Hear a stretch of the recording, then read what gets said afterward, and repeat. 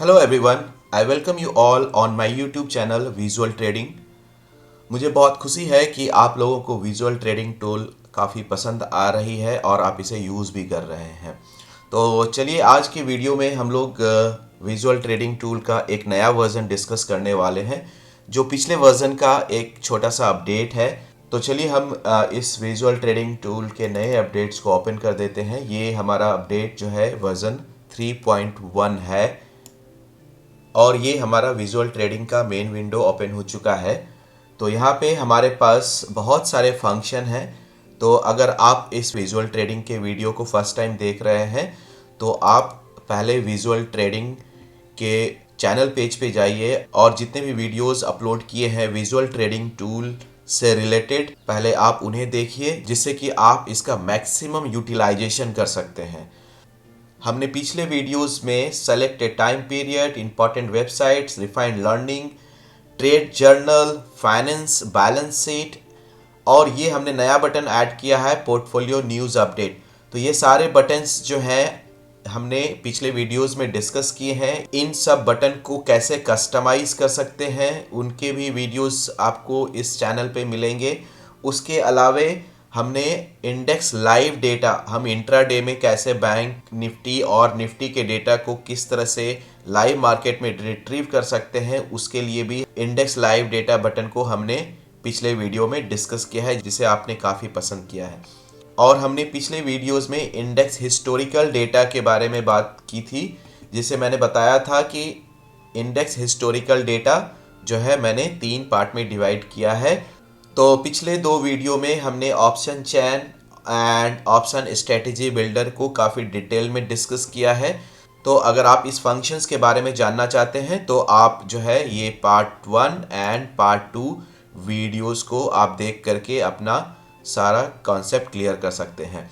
और आज के वीडियो में हम लोग पार्टिसिपेंट एफआईज डेटा की बात करेंगे, जो हमारा इस इंडेक्स हिस्टोरिकल डेटा का थर्ड वीडियो होगा। तो participant and FI derivative start करने से पहले मैं आपको एक इम्पॉर्टेंट अपडेट बता दूं कि मैंने इसमें और क्या क्या चेंजेस किए हैं। तो वर्जन 3.1 में हमने एक portfolio news update button add किया है और साथ ही हाउ टू यूज़ में हमने कुछ और बटन्स ऐड किए हैं, जैसे take backup of all important files and factory reset. तो यहाँ पे अगर आप देखेंगे डेटा फोल्डर में हमारे पास 2 फोल्डर हैं, option live data and restore files. तो ये जो हमारा रीस्टोर फाइल्स है ये हमारे इंपॉर्टेंट फाइल्स हैं, जिसके फॉर्मेटिंग चेंज नहीं होने चाहिए। तो अगर इन केस आप इस टूल को यूज़ कर रहे हैं और आपके किसी फाइल्स में कुछ प्रॉब्लम्स आ गई है तो आप फैक्ट्री रीसेट बटन पे क्लिक करके आप इसे रीस्टोर कर सकते हैं। जब आप फैक्ट्री रीसेट बटन पे क्लिक करते हैं तो ये सारे रीस्टोर फाइल्स को मेन डेटा फोल्डर में रिप्लेस कर देगा, जिससे ये फैक्ट्री रीसेट हो जाएगा। तो ये देखिए यहाँ पे अगर हम take backup of all important files पे क्लिक करते हैं तो ये हमारा जो ब्लैक विंडो है उसमें कौन कौन से फाइल्स अपडेट हुए हैं वो सारे फाइल्स को ये प्रिंट करता है और आपको ये मैसेज देता है कि आपकी फाइल्स बैकअप ले ली गई हैं। तो ये फाइल जो बैकअप होती हैं वो आपको डेटा फोल्डर में होती है रीस्टोर फाइल्स में।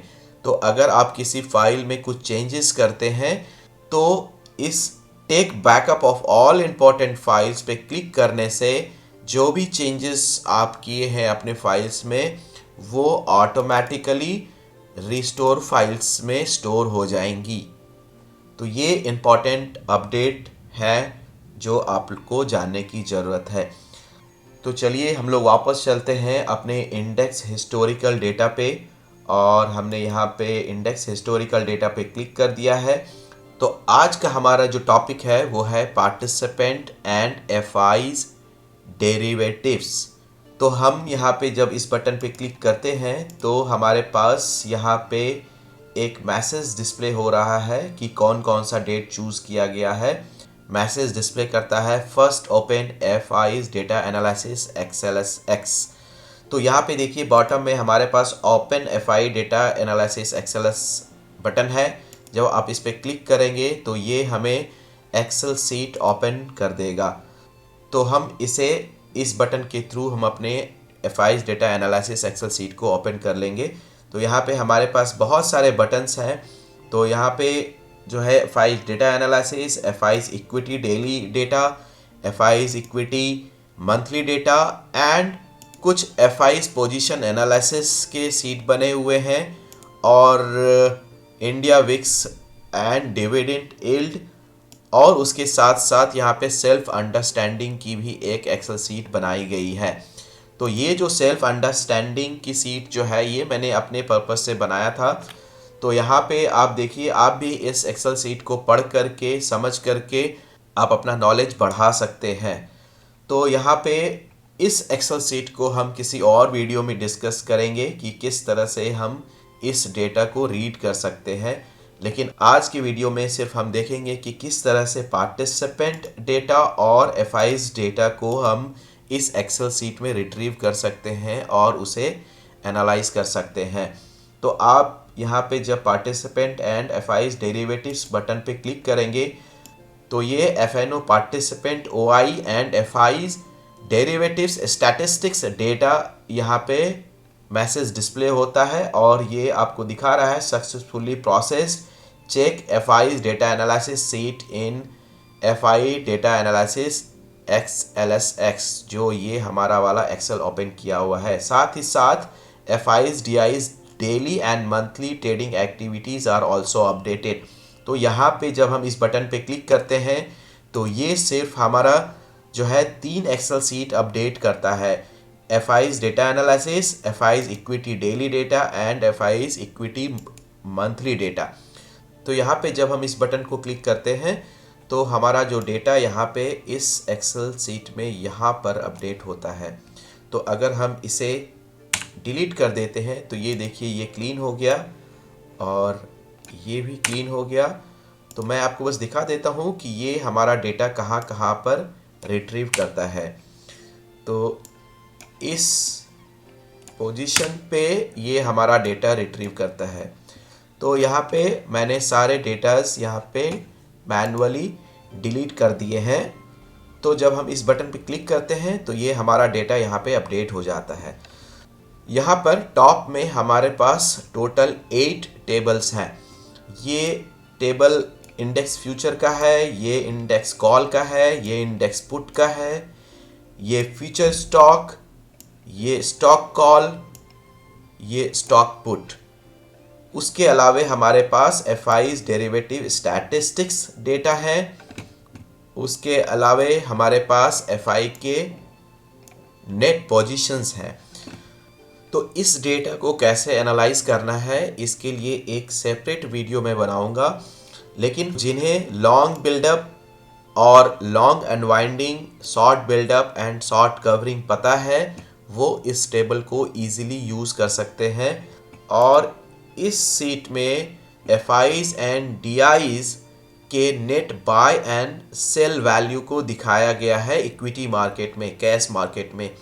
तो ये आप देख सकते हैं कि 17 फरवरी 2022 को FI's ने 1242 करोड़ का सेल किया है और DI's ने 900 करोड़ का बाय किया है। तो ये हमारे पास यहाँ पर डेट के साथ ये हमारे पास इस बार चार्ट में अपडेट हो जाता है। तो ये हमारा जो है ये डेली अपडेट है। और अगर आप मंथली अपडेट देखना चाहते हैं कि किस तरह से FI's और DI's बाय एंड सेल कर रहे हैं तो आप इस डेटा को भी यहाँ पे देख सकते हैं। तो ये यहाँ पे ऑटोमेटिकली ये डेटा रिट्रीव होता है। आप इसे भी यहाँ पे क्लीन कर सकते हैं। तो मैं यहाँ पे क्लीन कर देता हूँ इसे भी और साथ ही साथ इसे भी क्लीन करने के बाद ये एक message excel found a problem, कोई बात नहीं। उसके बाद जो है हम पार्टिसिपेंट एंड FI's डेरिवेटिव्स पे क्लिक करते हैं और ये देखिए हमारे पास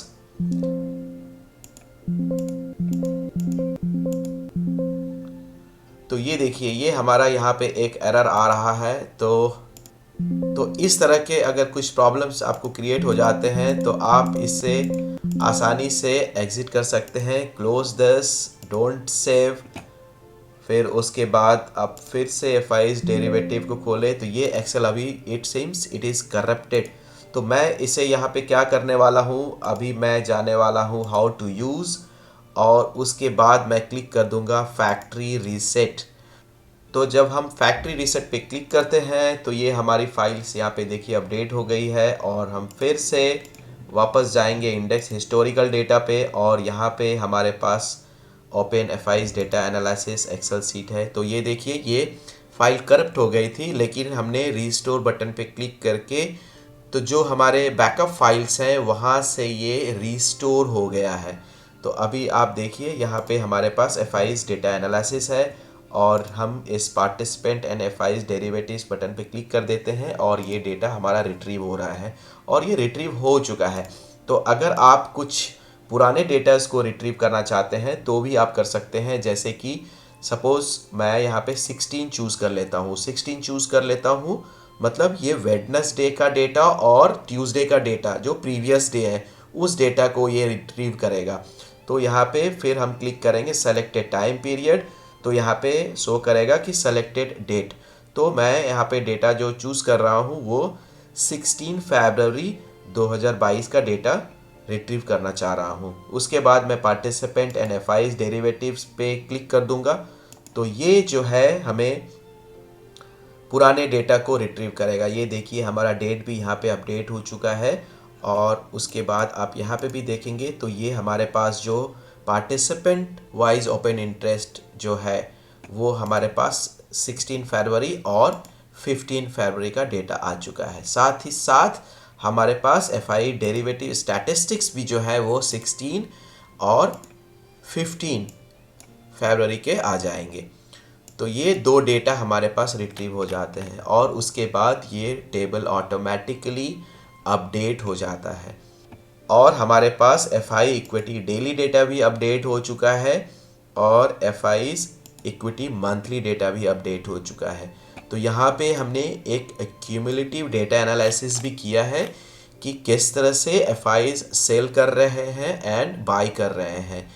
ये हमारा जो ऊपर का चार्ट है ये हमारा मंथली चार्ट है, जो कि एफआईज एंड डीआईज के net buy and sell values को दिखाता है विच इज़ इन करोड़।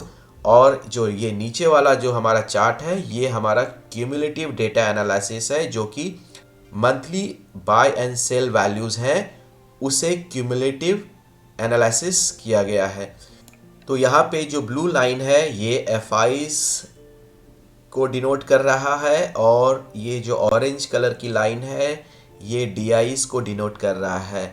तो आप यहाँ देख सकते हैं कि पिछले कुछ महीनों में जो एफआईज ने भारी सेलिंग की है, इसलिए ये क्यूमुलेटिव वैल्यू जो है ये डाउन ट्रेंड में दिख रहा है, और डीआईज ने मार्केट को सपोर्ट किया है, तो उनका जो ट्रेंड है वो पॉजिटिव डायरेक्शन में है। तो इस तरह से जो है आप मंथली डेटा एनालिसिस भी यहाँ से देख सकते हैं। इसके अलावा आपके पास अगर रो डेटा ऑलरेडी आ चुका है तो आप और भी बहुत सारे एनालिसिस कर सकते हैं इस एक्सेल सीट में। यहाँ पे बाकी कुछ सीट्स हैं, आप इस सीट्स में जो है आप अपने एनालिसिस कुछ कर सकते हैं। साथ ही साथ India VIX and dividend yield analysis work अभी पेंडिंग है, इसे मैं आगे चल करके अपडेट करूंगा, जो कि ऑटोमेटिकली अपडेट होगा, और इसके बेसिस पे भी हम अपना एक व्यू बनाएंगे। Thank you so much for watching. Stay tuned.